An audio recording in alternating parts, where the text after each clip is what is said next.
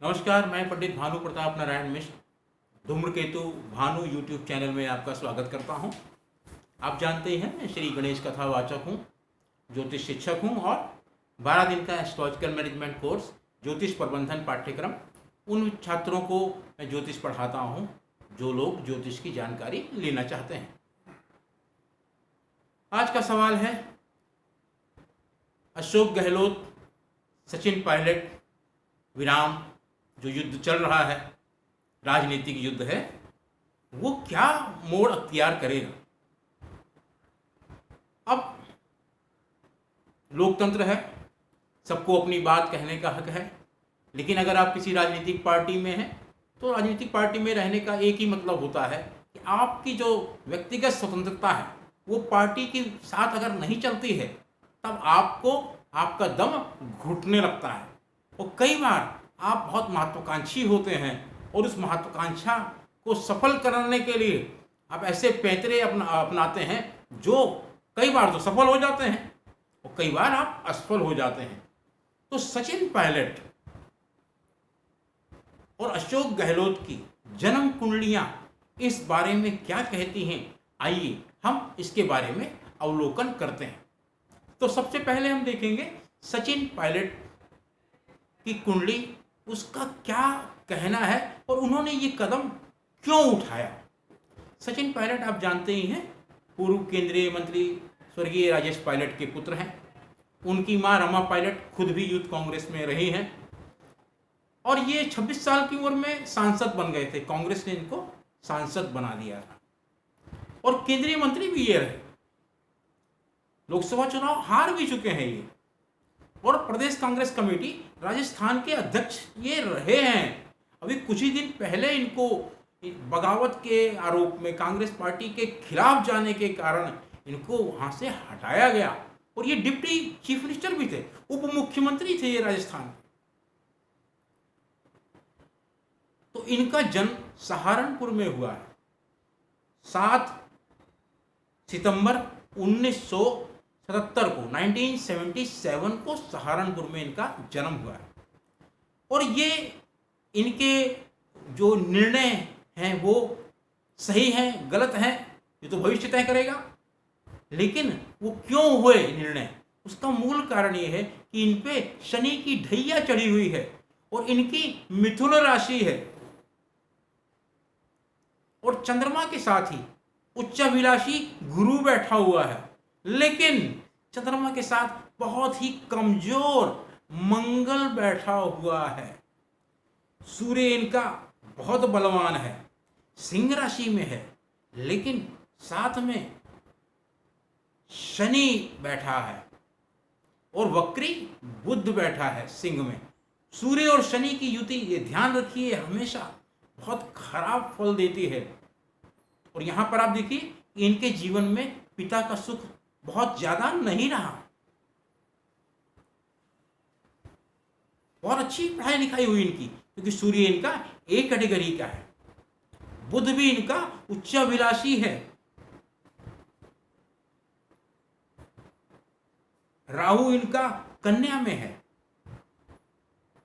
और केतु इनका मीन राशि में है। गजकेसरी राजयोग इनका बना हुआ है, लेकिन चूंकि शनि की ढैया चल रही है और शनि की ढैया कांग्रेस की जो अभी अध्यक्ष हैं, अंतरिम अध्यक्ष हैं सोनिया गांधी, उनकी मिथुन राशि है, उनकी भी अभी शनि की ढैया चल रही है। इसी शनि की ढैया से, और जैसा कि सोशल मीडिया में आ रहा है, तमाम राजनीतिक जो लोग हैं जिनसे मेरे वार्तालाप होता रहता है, उनका ये कहना है कि इनकी मां रमा पायलट ने ही इनको उकसाया कि हम ये मुख्यमंत्री बनने का सुनहरा अवसर है। और ये निर्णय अभी तो कोर्ट में चला गया है। कोर्ट क्या निर्णय लेती है कि ये विधानसभा के सदस्य रहेंगे या नहीं रहेंगे। और इनके ऊपर अशोक गहलोत जो मुख्यमंत्री हैं, उन्होंने सीधा सीधा आरोप लगाया है कि ये भारतीय जनता पार्टी के नेताओं के साथ मिलकर विधायक खरीदने की कोशिश कर रहे थे और उसमें कई लोग जो हैं गिरफ्तार भी हो गए हैं बीजेपी के। अब इसके उलट हम ये देखते हैं कि राजस्थान के जो मुख्यमंत्री हैं अशोक गहलोत, उनकी जन्म कुंडली क्या कहती है। तो अशोक गहलोत 3 मई 1951 को पैदा हुए जोधपुर में। खांटी राजस्थानी नेता हैं, जादूगर कहा जाता है उनको। तो कहते हैं कि इसी जादू के फन से जब वो इंदिरा गांधी से मिलने जाते थे, राजीव गांधी से मिलने जाते थे, तो वो राहुल गांधी और प्रियंका गांधी को भी जब भी उनको मौका लगता था तो वो जादू दिखाते थे और ये दोनों बहुत प्रभावित होते थे। तो जादूगर अशोक गहलोत का सूर्य A+ है। ध्यान रखिए, सचिन पायलट का सूर्य A कैटेगरी का है, लेकिन अशोक गहलोत का सूर्य A+ है, उच्च राशि का है और साथ में उसके मंगल बैठा हुआ है जो बहुत शक्तिशाली है। और उसी में बुध वक्री होकर मेष राशि में बैठा हुआ है। मीन राशि है इनकी और मीन राशि में चंद्रमा के साथ गुरु बैठा है और जो गजकेसरी राजयोग भी बना रहा है। शुक्र इनका बहुत स्ट्रांग है और वृष राशि में अपने ही घर में बैठा हुआ है। शनि उच्चाभिलाषी है, वक्री है, कन्या राशि में बैठा हुआ है। राहु कुंभ में है और केतु सिंह राशि में बैठा हुआ है। तो अगर कुंडली का भी हिसाब हम देखें तो अशोक गहलोत की कुंडली तो भारत के, अगर कांग्रेस इनको प्रधानमंत्री पद का उम्मीदवार बनाती है तो मैं निश्चित रूप से कह सकता हूं इस कुंडली में आगे आने वाले समय में, जबकि इनके ऊपर शनि की 7.5 भी 2 साल बाद लग जाएगी और चूंकि शनि इनका A कैटेगरी का है तो ये कांग्रेस अगर इनको प्रधानमंत्री पद का उम्मीदवार बनाती है तो ये प्रधानमंत्री भी बन सकते हैं, क्योंकि ये NSCI यूथ कांग्रेस करते करते आए हैं। और अशोक गहलोत की ये बात मुझे बहुत पसंद आई जो उन्होंने सोशल मीडिया पे कहा कि हमारी तो रगड़ाई हुई थी, इसीलिए हम धैर्य धारण करके पार्टी में रहे, पार्टी छोड़कर कभी नहीं गए और हमेशा हम सत्ता में ही नहीं रहे, विपक्ष में भी रहे।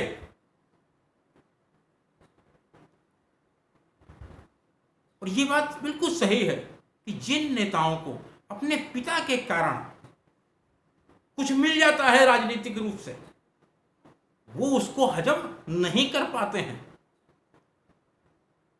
जिससे वो अपनी जिस पार्टी से उनको सम्मान मिला होता है वो उसको तो खोते ही हैं और जहां वो जाते हैं वो पार्टी भी उनको इस्तेमाल तो करती है, लेकिन स्थायी रूप से उनके मन में कोई सम्मान नहीं आता है। तो अभी राजस्थान में जिस तरीके से राजनीतिक युद्ध छिड़ा हुआ है, पायलट वर्सेस गहलोत, उसमें कानून के जानकार जो हैं क्या आगे चल के उसमें अदालत में क्या फैसला होता है वो तो वक्त ही बताएगा। लेकिन फिलहाल ज्योतिष के हिसाब से अशोक गहलोत की कुंडली बहुत बलवान चल रही है। कांग्रेस अगर इनको बहुत अच्छी तरीके से संभाल के चलती है, कांग्रेस अगर इनको फ्रंट पे रखकर आगे बढ़ के काम लेती है, चाहे वो कांग्रेस के कार्यकारी अध्यक्ष के रूप में हो राष्ट्रीय स्तर पे, या मुख्यमंत्री के रूप में हो, या कोई और भी काम हो, क्योंकि यहाँ ध्यान रखिए अशोक गहलोत को गुजरात में भी काम करने का मौका मिला था और गुजरात विधानसभा में अशोक गहलोत की परफॉर्मेंस बहुत अच्छी रही। हालांकि राहुल गांधी इनसे एक कारण से नाराज हुए, तो वो कमलनाथ से भी नाराज हुए, वो उन दूसरे लोगों से भी नाराज हुए जिन्होंने अपने बेटों को लोकसभा चुनाव में उतारा और वो केवल बेटे के लिए कैंपेन करते रहे, दूसरे कांग्रेस के उम्मीदवारों के लिए कैंपेन उन्होंने नहीं किया। तो अशोक गहलोत की कुंडली अभी बहुत बलवान चल रही है। सचिन पायलट की कुंडली भी बहुत बलवान है, गलती उनसे हो गई है। अगर किसी प्रकार भी वो अपने आप को, ऐसा उन्होंने कहा कि वो बीजेपी में शामिल नहीं होने जा रहे हैं, तो अगर वो कांग्रेस में वापसी करते हैं तो वो अपना अगर धैर्य धारण करेंगे तो उनको कांग्रेस में आगे चल के बहुत सम्मान मिल सकता है। इस विषय में आपका कोई और सवाल हो तो आप धूम्रकेतु भानु का जो टेलीफोन नंबर है, चैनल का जो टेलीफोन नंबर है 9810164171, उस पर संपर्क करें। आपके सवाल का जवाब देने का पूरा प्रयास किया जाएगा। आपने अगर चैनल सब्सक्राइब नहीं किया है तो चैनल सब्सक्राइब करें, हमारा उत्साहवर्धन होगा। कमेंट आप जरूर लिखें। धन्यवाद। जय गणेश।